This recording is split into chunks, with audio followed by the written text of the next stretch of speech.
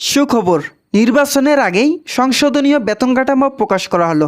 এ বিষয়ে বিস্তারিত আলোচনা করার পূর্বে এখন পর্যন্ত যারা আমাদের চ্যানেলে নতুন সদস্য রয়েছেন তাদেরকে চ্যানেলটি সাবস্ক্রাইব করে বেল আইকনটি অল করে দেওয়ার জন্য অনুরোধ রইল। অবশেষে সরকারি চাকরিজীবীদের নির্বাচনের আগেই সংশোধনীয় বেতন কাঠামোর 12টি গ্রেড রাখা হয়েছে। নবম পে স্কেল বাস্তবায়নের জন্য pay commission chairman Zakir Ahmed Khan অভ্যন্তরীণভাবে একটি বৈঠক করেছেন। এই বৈঠকের মাধ্যমে সরকারি চাকরিজীবীদের বেতন ভাতা বিষয়ক গুরুত্বপূর্ণ বিষয় আলোচনা করা হয়। সেখানে উঠে আসে গ্রেড সংখ্যা কমানোর বিষয়। সরকারি চাকরিজীবীরা চেয়েছিলেন নবম পে স্কেল বাস্তবায়নে 12টি গ্রেড রাখতে হবে। সরকারি কর্মচারীদের কথা বিবেচনায় নিয়ে 12টি গ্রেড রাখার চিন্তাভাবনা নিয়েই কাজ করেছেন বলে জানিয়েছেন ঊর্ধ্বতন কর্তৃপক্ষ। ভিডিওটি চলাকালীন সময় এখন পর্যন্ত যারা নতুন সদস্য রয়েছেন তাদেরকে চ্যানেলটি সাবস্ক্রাইব করে বেল আইকনটি অল করে দেওয়ার জন্য অনুরোধ রইল। সরকারের পক্ষ থেকে জাকির আহমেদ খান এবং প্রধান উপদেষ্টা করা নির্দেশ প্রকাশিত হলো নতুন গেজেটে, যা দেশের 14 লক্ষ সরকারি চাকরিজীবীদের জীবনের নতুন এক অধ্যায়ের সূচনা। বাংলাদেশে 14 লক্ষ সরকারি চাকরিজীবীদের মধ্যে 1/3 হচ্ছে কর্মচারী।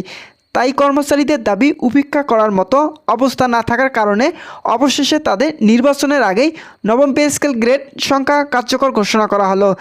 নতুন গেজেটে স্পষ্টভাবে উল্লেখ করা হয় প্রতিটি গ্রেডে বেতন কাঠামো কীভাবে পরিবর্তন করা হবে, তবে তা ধারণা দিয়েছে 1.4 অনুপাতে বেতন নির্ধারণ করা হবে। এর ফলে সরকারি চাকরিজীবীদের মাসিক আয়ের উল্লেখযোগ্য পরিবর্তন ঘটবে। আগে সর্বনিম্ন বেতন ছিল 8,200 টাকা, কিন্তু নবম পে স্কেল বাস্তবায়ন করার ফলে সরকারি চাকরিজীবী সর্বনিম্ন বেতন পেতে যাচ্ছেন 25,000 টাকা থেকে 35,000 টাকা পর্যন্ত। বর্তমান সময়ে বাংলাদেশের দ্রব্যমূল্যের ঊর্ধ্বগতির দিক বিবেচনা করলে এই সিদ্ধান্ত যথাযথ যৌক্তিক। ইতিমধ্যেই বিভিন্ন পত্রিকায় আপাতত নবম পে স্কেল বাস্তবায়ন না করার লক্ষ্যে প্রতিবেদন প্রকাশ করা হলেও এখন পর্যন্ত পে কমিশনের চেয়ারম্যান জাকির আহমেদ খান এই বিষয়ে কোনো মন্তব্য করেননি। প্রতিবেদনগুলো প্রকাশ হওয়ার মাত্রই পে কমিশনের চেয়ারম্যান সহ সদস্যের সঙ্গে সরকারি কর্মচারী ফোরামের সদস্যরা বৈঠক করেন। এই বৈঠকে সরকারি কর্মচারীদেরকে আশ্বস্ত করা হয় যে আগামী নির্বাচনের আগেই সকল কাজ সম্পন্ন করা হবে। অর্থ মন্ত্রণালয়ের কাছে প্রতিবেদন জমা দেবেন, কিন্তু পরবর্তী এই প্রতিবেদন অনুযায়ী সরকারি চাকরিজীবীদের নবম পে স্কেলের বেতন দেওয়া হবে। মোট কথা, ডিসেম্বরের আগেই সরকারি চাকরিজীবীদের জন্য নবম পে স্কেল চূড়ান্ত রিপোর্ট ঘোষণা করবেন পে কমিশনের চেয়ারম্যান জাকির আহমেদ খান।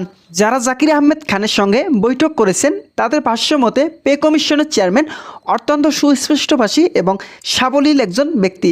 বিনয়ের সঙ্গে সকল কথা শুনেছেন এবং সরকারি চাকরিজীবীদের নবম পে স্কেল বাস্তবায়নের জন্য সদিচ্ছা পোষণ করেছেন।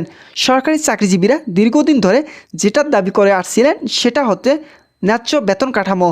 বাজার দর, দ্রব্যমূল্যের ঊর্ধ্বগতি এবং জীবনযাত্রার ব্যয় বিবেচনা করে নতুন এই পে স্কেল তৈরি করা হয়েছে। অন্যদিকে যারা পেনশনার আছেন তাদের জন্য নতুন সুখবর জানিয়েছেন পে কমিশনের সদস্যরা। নতুন গেজেট কার্যকর হলেও অবসরপ্রাপ্ত সরকারি চাকরিজীবীরা এই কাঠামো সুবিধা পাবেন। মাসিক পেনশনের পরিমাণ বাড়বে, যা অবসরে থাকা কর্মকর্তা কর্মচারীদের আর্থিক নিরাপত্তা নিশ্চিত করবে। অর্থনীতিবিদদের মতে এখন নবম পে স্কেল বাস্তবায়ন করা যৌক্তিক একটি সময়। তাই অতি বিলম্বে সরকারি চাকরিজীবীদের নবম পে স্কেল বাস্তবায়ন করা হোক। তবে নবম পে স্কেল বাস্তবায়ন করার আগ থেকেই বাজার দরকে নিয়ন্ত্রণ রাখা খুবই গুরুত্বপূর্ণ। তাই নবম পে স্কেল বাস্তবায়ন করার পাশাপাশি যাতে দ্রব্যমূল্যের ঊর্ধ্বগতি না হয় সেদিকে লক্ষ্য রাখতে হবে। তো বন্ধুরা, আজকের ভিডিওটি এই পর্যন্ত। ভিডিওটি থেকে যদি কোনো উপকৃত পেয়ে থাকেন তাহলে অবশ্যই চ্যানেলটি সাবস্ক্রাইব করে পাশে থাকার বেল আইকনটি অল করে দেওয়ার জন্য অনুরোধ রইল।